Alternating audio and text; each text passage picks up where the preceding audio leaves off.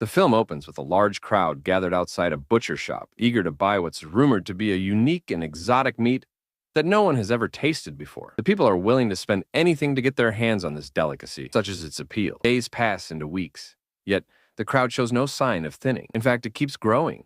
Even law enforcement and political figures have joined in on the craze. Then, one day, a curious buyer finally asks the question on everyone's mind. What animal does this meat come from?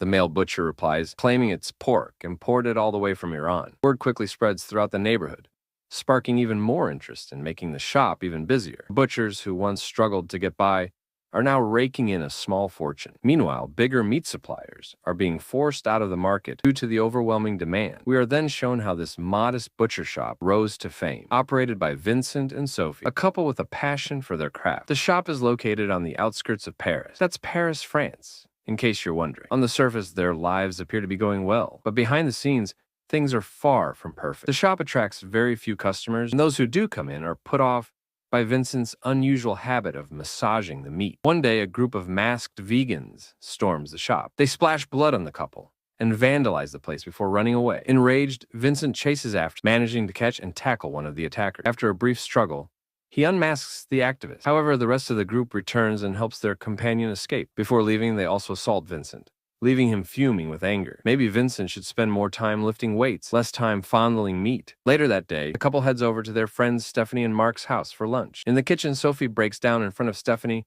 explaining how the bank turned down their loan request and that they're on the verge of bankruptcy. At first, Stephanie tries to console her, but she quickly shifts the conversation to brag about how well her husband is doing financially. It turns out that Stephanie and her husband, Mark, also run a butcher shop that's thriving. During dinner, Vincent brings up the incident earlier when his shop was attacked by vandals. Mark first teases him for not having any security measures in place. Then he presents Vincent with a rifle, telling him it's for protecting the shop from vegan extremists. Though Vincent doesn't have a gun license, he takes the weapon without hesitation. After all, the vegans won't care. At least these bullets aren't made of animal products. On their drive home, Sophie confesses that she's been contemplating divorce, claiming their marriage has lost its spark. Ever the practical man, Vincent chooses to ignore her entirely. That's when he spots one of the vegan activists responsible for trashing the shop earlier. Determined to make a point, Vincent throws the car into reverse, attempting to run the guy down. However, he loses control and accidentally kills them. In a panic, he considers calling them to report it as an accident, but Sophie stops him, fearing they'd both end up in jail. Instead, she suggests they follow in the footsteps of a serial killer named Michel Francois, who dissected his victims and scattered the pieces in garbage bags across the city. Vincent, realizing his wife might be watching too many crime shows, reluctantly agrees. Besides, maybe they can turn this guy into profit. That night, he brings the body to the shop and begins to butcher it. During the process, an ear drops to the floor, and Vincent's dog devours it instantly. After spending hours cutting up the body, it gets late, and Vincent decides to dispose of the remains in the morning. The next day, he oversleeps and is shocked to find the meat missing. As he frantically searches, Mrs. Quenya, a regular customer, shows up at the shop. She tells him how much she enjoyed the meat Sophie sold her and that she's back to buy more. Unbeknownst to Vincent, Sophie had accidentally sold the human meat to Mrs. Quenya, mistaking it for pork. Stunned, Vincent tries to convince her to buy something else, but the customer insists on having what she got before. As they argue, Sophie becomes intrigued and insists on trying the same meat herself. Unable to tell the truth in front of the customer, Vincent reluctantly hands his wife a piece of the human meat. To his shock, Sophie loves it, which only makes Mrs. Quenya more eager to buy some.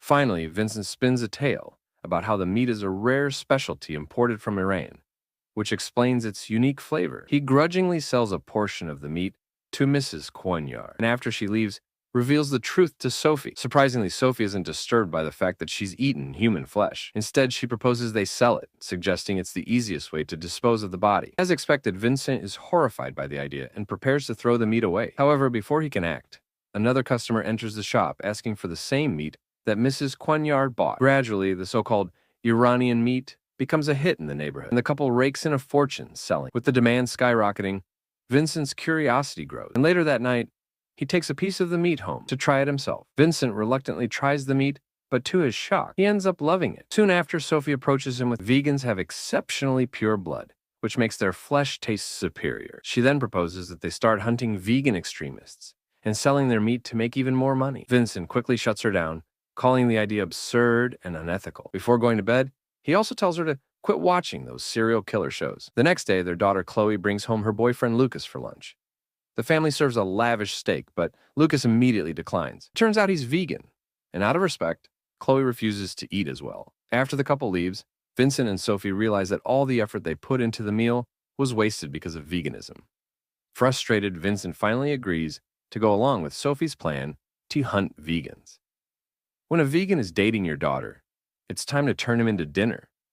That night, the couple heads to a vegan restaurant and marks the owner as their first target. They tail him for a while, and Vincent even manages to break into his apartment with a cleaver. However, at the last minute, he loses his nerve and backs out. With their first attempt a failure, Sophie becomes determined and insists they need more practice. The next day, they return with a more calculated approach. Posing as fellow vegans, they join a protest outside a supermarket to scope out a potential target. Eventually, a scrawny guy approaches them, praising their activism. Sophie convinces him to meet up later in a parking lot so that they can discuss vegan stuff. As per the plan, the couple heads to the spot early and rehearses different ways of killing their target. Soon, the vegan arrives in a van, but to the couple's dismay, he has brought some of his friends as well. Because of this, Sophie and Vincent are forced to abort their plan. After a while, the vegans reveal that they are going to raid a meat shop, so they ask the couple to tag along. Afraid of being exposed, Sophie and Vincent reluctantly oblige. Along the way, they lie about their current identities and mention that they are florists. After reaching their destination, the butcher couple realizes that the meat shop belongs to their own friends, Mark and Stephanie. Sophie starts doubting the idea, but Vincent, who is clearly envious of his rich friends, enters the shop and starts trashing it with the vegan. And so, in the next scene, the couple goes to a restaurant to have dinner. There, they discuss ways to hunt down victims without arousing suspicion. However, they disagree over something and soon get into an ugly fight, causing Vincent to angrily storm off. As Sophie sits there alone, a waiter takes advantage of the opportunity and hits on her. Sophie realizes that they have similar interests, and after a while, the waiter takes her out on a ride. When they arrive outside Sophie's home, things get romantic and the two start making out. However, when Sophie finds out that he is a vegan, she purposely bites his tongue, causing it to bleed. She then invites him inside to treat his wound, to which the waiter obliges. While the guy is inside the bathroom, Sophie walks up to Vincent and briefs him on the situation. As expected, the latter gets nervous and refuses to do it, but the cunning lady starts blackmailing him, saying that she will sleep with the waiter if he refuses to kill. Upon hearing this, Vincent loses his temper and begins to sharpen his knife. But at the last moment, he again chickens out and urges his wife to let the man go. However, Sophie has some other plans. She purposely gets the man naked and proceeds to have intercourse. This finally riles up, so he beats the poor man to death. I get that this movie is a metaphor or whatever, but geez. The next day, Sophie gets a call from her friend Stephanie, who tells her about last night's vandalism. The butcher couple immediately reaches the scene, pretending to be concerned. There, they see Mark arguing with a police officer. It turns out he is the same officer who is investigating the vandalism of Vincent's butcher shop. Afterwards, the officer asks to speak to Vincent privately. Vincent initially panics, but soon, it's revealed that the police officer has also heard about the famous Iranian pork, and he wants to buy some. Eager to earn more money, Vincent promptly says yes, and later that day, the couple again sells human meat. Numerous customers line up for the product, and as a result, it gets sold out within an hour. Hence, they decide to make vegan hunting a regular thing, and with the help of some deadly weapons and sophisticated techniques, they begin a daily killing spree. By the end of the week, they increase the price of the meat and generate a high profit. One day, while on lunch with their friends, the couple bring along the fake Iranian pork. And like the previous customers, Stephanie and Mark also immediately fall in love with the taste. But suddenly, while chewing on the meat, Mark bites onto something metallic. Stephanie, who is a former nurse, instantly recognizes the object as a pacemaker. It turns out that one of Vincent's victims had a pacemaker installed in their heart. He somehow manages to defuse the situation, but the competition between both the couple's meat shops initiates an argument, which quickly turns into a physical fight. The husbands begin tussling on the ground, and all of a sudden, Vincent bites off Mark's ear and starts chewing on it. He then spits the ear out, gives Mark a menacing look, and leaves with Sophie, much to everyone's horror. Sophie and Vincent continue killing humans and rake in huge profits. On top of that, their dying marriage is also now saved. One day, the couple attends a vegan festival where Vincent notices a little chubby boy. The cannibal can't resist the urge to think of ways to butcher the boy for his meat. Soon, it dawns on Vincent that he has turned into a psychopath. Disgusted with himself, he decides to leave. However, Vincent and Sophie run into their daughter Chloe and her vegan boyfriend Lucas, who is surprised to see them at a vegan gathering. As they chat, Lucas mentions that several vegans are disappearing as of late. He is sure that it is the work of butchers. When Vincent tries to refute the assumption, Lucas gets upset. He loses his temper and yells at the butcher couple, compelling them to leave the festival. Unfortunately, one of the vegans who previously accompanied the couple to Mark's meat shop overhears the fight and gets stunned to find out that they are actually butchers. Outside the festival, Sophie sets her eyes on a chubby woman and asks her husband to kill her. Sadly, because of the earlier fight, Vincent has regained his vigor to kill people. After finishing the job, they head home. Later that night, as Vincent is butchering the woman, someone knocks on the door. Unfortunately, it's the police officer. Vincent warily opens the door and the two start chatting. The officer reveals that 10 vegans have gone missing, and the butchers have become the prime suspect. Suddenly, the cheeky dog appears and walks behind the officer with a human hand in his mouth.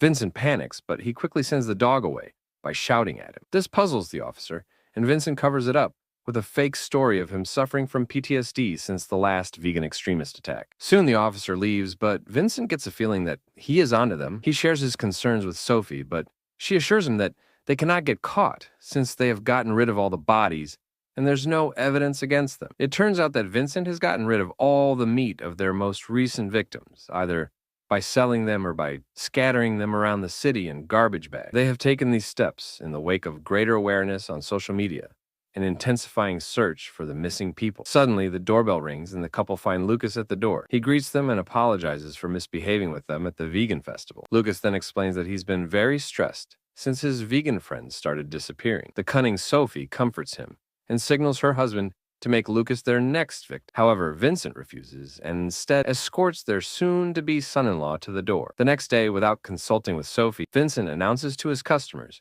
that he will no longer sell any Iranian, much to everyone's dismay. This results in an argument between them, causing Vincent to leave the shop, along with his dog. Meanwhile, the vegan group that destroyed Mark's meat shop shows up at Vincent's place to take revenge against them for the betrayal. Sophie tries to send them off, but without success. Instead, they tie her up and beat her to a pulp. When Vincent returns from his walk and sees the vans outside, he realizes that something is wrong. Wasting no time, he enters the shop with a cleaver and sees the vegans about to kill his wife. Enraged, Vincent intervenes, and with the help of his dog, he murders 2 of them. One vegan manages to impale Vincent in the shoulder, but luckily, Sophie unties herself in the nick of time and finishes him off. The movie then ends as the couple are arrested with 30 murders to their name. It's revealed that Mark and Stephanie were the ones who reported Vincent's odd behavior to the police, which eventually led to the butcher couple getting caught. Due to the severity of their crimes, Sophie and Vincent get a death sentence.